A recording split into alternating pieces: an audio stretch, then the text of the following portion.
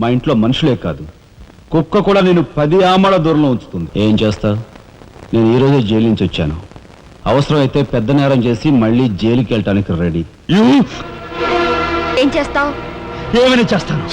చూసారా మీ వదిన గారి రాసలీలలు? మా బాబాయ్ వచ్చాడే. వచ్చావా? నిన్ను గురించే తెలుసుకుంటున్నావురా. 100 ఏళ్ళ ఆయుష్. ఎలా ఉన్నావురా? ఎస్పీ గారు కొంచెం అలా పక్కకు వస్తారా? మనం ప్రైవేట్గా మాట్లాడుకుందాం. Why not? షూర్, పద బాబు.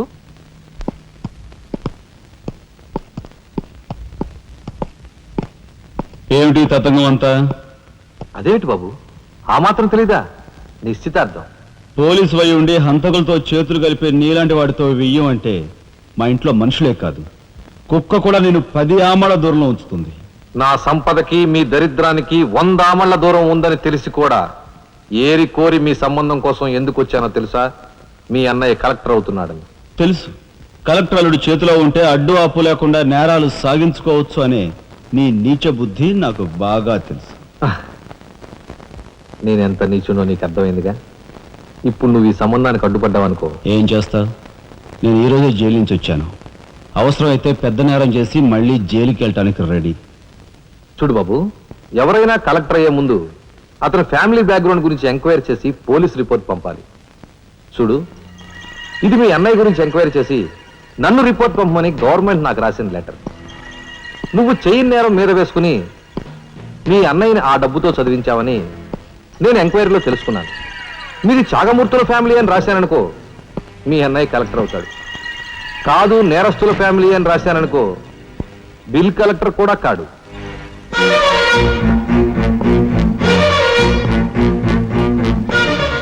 మరి మీ అన్నయ్య కలెక్టర్ కావాలనుకుంటావో ఇంకేం కావాలనుకుంటావో నువ్వే నిర్ణయించుకో. నేను వస్తాను. లోపల నా కోసం ఎదురు చూస్తుంటాను. బాయ్.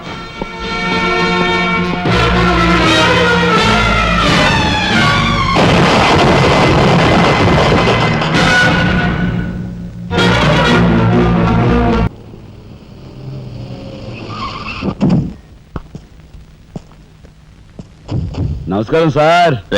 అదేమిట్రా ఈ సూట్లో భలే ఉన్నావన్నయ్య. బాబు నానమ్మా, పద రామ్మా.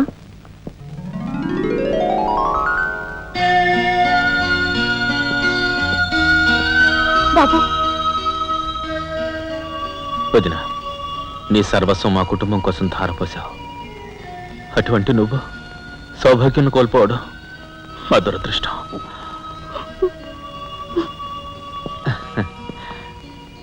నేను కలెక్టర్ అయ్యానంటే అది మా నాన్నమ్మ ఆశీస్సులే. 100 ఏళ్ళు చల్లగా ఉండండి. నాదే ఉందరా రాఘవ. ఆ సమయానికి చిన్నాడు ఆదుకోబట్టి ఈరోజు మనకి ఈ భోగం పట్టింది.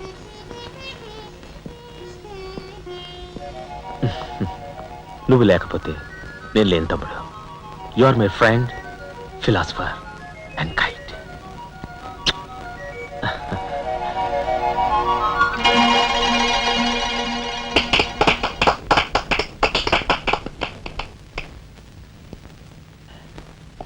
నానమ్మ, నాకు బంగ్లా అలాట్ చేశారు.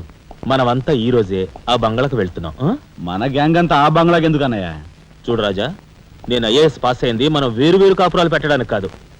మీరందరూ అక్కడ రాకపోతే నాకు ఆ కలెక్టర్ గిరి అక్కర్లేదు. అంత మాట అనుకురా రాఘవ.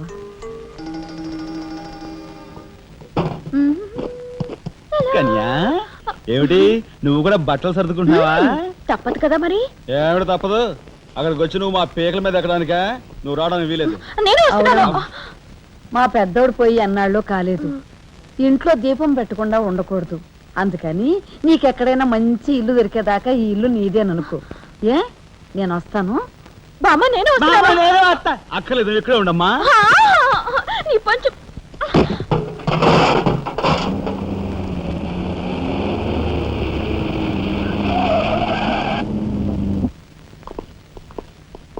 రానమ్మా రా. మామగారు ఆగది. రావా అల్లుడు, కమాన్ రా. మీ తమ్ముడు టాక్సీ తోలుకు బతుకుతానని మా నాన్నతో అంటున్నట్ట. ఇదేమన్నా బాగుందా? తప్పే ఉంది. తప్పే ఉందా? కలెక్టర్ గారి తమ్ముడు టాక్సీ డ్రైవర్ అంటే అవమానం కదండి. మా తమ్ముడు చేయన్నారని తన మీద వేసుకుని నన్ను చదివించాడు. వాడు జైలుకెళ్ళి ఇచ్చిన డబ్బుతో కలెక్టర్ అయినందుకు నేను సిగ్గుపట్టం లేదు.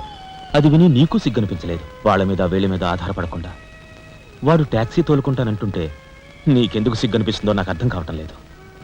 నేను సిగ్గుపడే మాటలు ఇంకెప్పుడూ మాట్లాడుకో.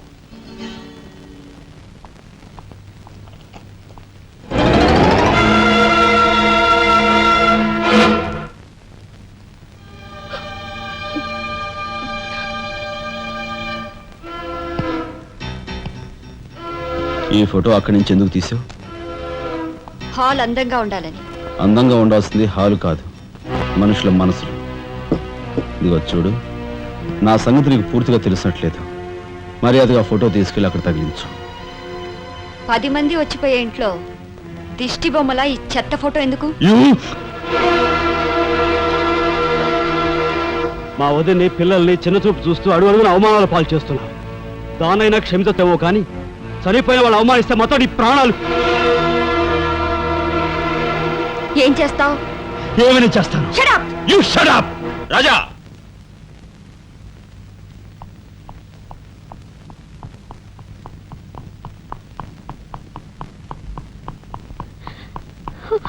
ఏమండి, మీరు లేకుండా చూసి మీ తమ్ముడు నన్ను నానా మాట్లాడినాడండి. ఇదిగో ఈవిడేమో చేతికి అందినవని కాజేసే రకం.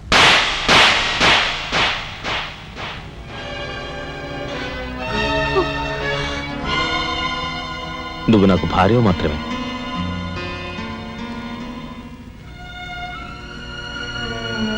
వీళ్ళంతా నా ప్రాణం.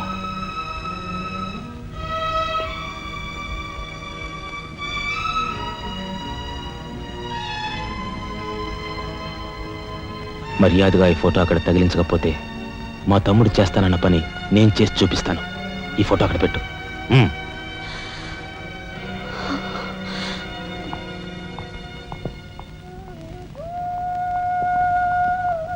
సారీ అన్నయ్య. జరిగిన దానికి నేనే సారీ చెప్పాలి.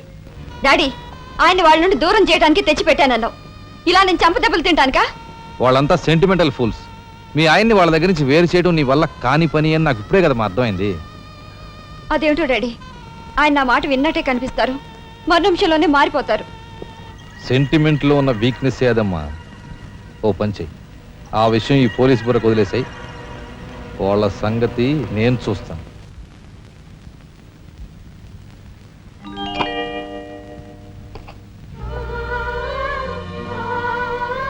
లక్ష్మి, పట్టు చీర కట్టుకొని ఒంటి నిండా నగలు పెట్టుకుంటే నువ్వు శ్రీ మహాలక్ష్మిలా ఉంటావు.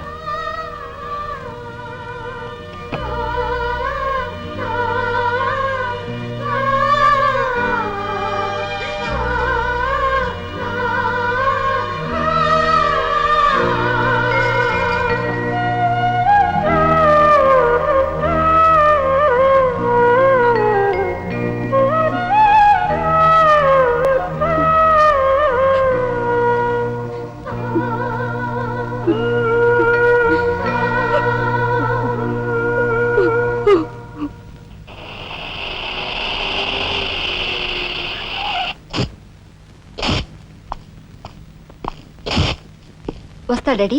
ఇక్కడ దాకా వచ్చి మీ ఆయన చూడకపోతే అలుగుతాడేమో. పద, నేను వస్తాను. ఇదిగో కార్ రివర్స్ చేసుకో. అలాగే సార్.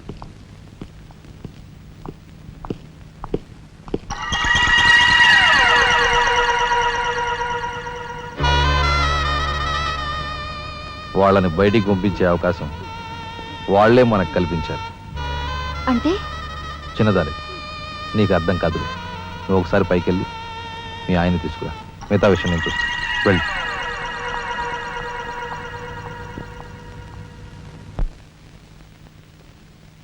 రాయ్ ఇట్రా.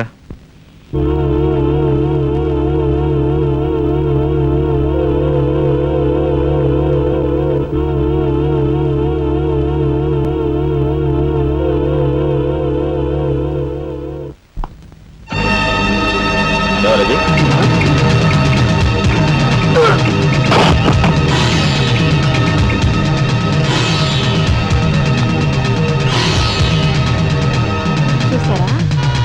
వదిన గారి రాసలీలలు? ఎవరా అదే? ఏయ్, అగో! అయ్యా నువ్వా? సార్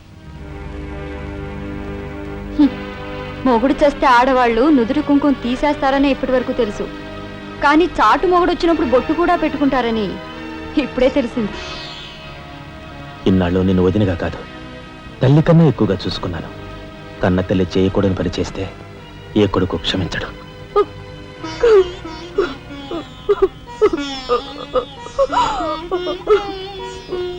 ఇది గౌరవస్తులుండే ఇల్లు. మీరంతా ఎక్కడుండాలో మీరే నిర్ణయించుకోండి. కలెక్టర్ గారు, గౌరవనీయమైన మేజిస్ట్రేట్ హోదాలో జడ్జిమెంట్ ఇచ్చే ముందు మనిషిగా ఒక్క నిమిషం ఆలోచించండి. ఇన్నాళ్ళు మాతో కలిసిమెలిసి పెరిగిన ఒక కుటుంబ సభ్యుడిగా ఎవరో ఎలాంటి వారో తెలుసుకుని మరీ తీర్పునివ్వటం మంచిది. మన కంటి కనిపించేవని నిజాలు కావు. ఈవేళ అన్నయ్య పుట్టినరోజని వదిన పెట్టుకున్న బొత్తు నిజం కాదా? కట్టుకున్న పట్టుచీర నిజం కాదా? నేను చూస్తుండగానే ఆ డ్రైవర్ ఇవిడి గది నుంచి బయటికి రావడం నిజం కాదా? ఇవి చాలవా, లేక అగ్ని పరీక్ష చేయించాలా?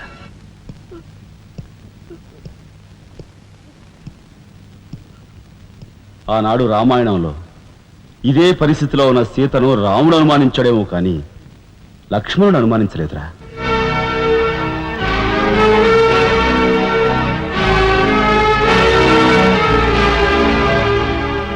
నాయనమ్మా, మీరు లోపలికి వెళ్ళండి. చిచి, ఏమిటి చీచి? మీ అన్నయ్య ఇంట్లోంచి బయటికి పొమ్మన్నా ఇంకా ఉండేందుకు సిగ్గులేదు? సిగ్గా? ఆ సిగ్గు అనేది నీకు మీ నాన్నకు ఉంటే మమ్మల్ని ఇంట్లోంచి బయటికి పంపేందుకు ఇంత నీచమైన నాటకం ఆడుండేవారు కాదు. పెద్ద వదిని ఎలా రక్షించుకోవాలా అని తాపత్రయపడుతున్నావా? కాదు, చిన్న వదిన పరువు ఎలా నిలబెట్టాలని ఆలోచిస్తున్నాను. ఏంటి నువ్వు అనేది? పారిపోతున్న ఆ డ్రైవర్ అతను తీసుకొచ్చి మా అన్నయ్య ముందు నిలబెడితే నీ సంసారం, ఆ తర్వాత నీ బతుకు ఏమైందో ఒక్కసారి ఆలోచించు. నువ్వు నీ బాబు ఎంతమంది కలిసినా మా కుటుంబాన్ని వేరు చేయలేరు. వెళ్ళి నా మాటగా నీ బాబుతో చెప్పు. ఏం కుసావ్? నేను చెప్పానని నీ బాబుతో, బతుకుంటే వాడి బాబుతో కూడా చెప్పు. ఎంత పొగరు! నీకే కాదు, మొత్తం నీ కుటుంబానికే పొగరు. అందుకే చేయకూడని పని ఏం చేశాడో ఏమో మీ పెద్దనేని నడి రోడ్డు మీద పొడిచి చంపారు. ఏమన్నా? మా పెద్దనేని నడి రోడ్డు మీద పొడిచి చంపారు. చాలా